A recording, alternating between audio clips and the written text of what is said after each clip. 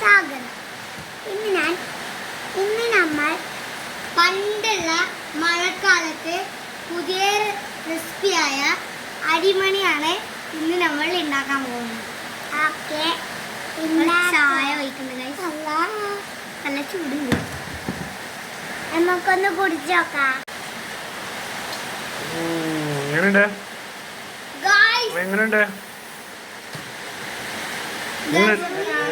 ഹാൽമോൻ?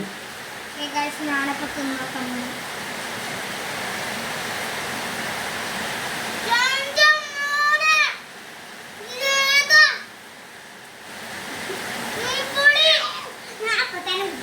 മഴയത്ത് കഴിക്കാൻ പറ്റിയ ടേസ്റ്റ്. അത്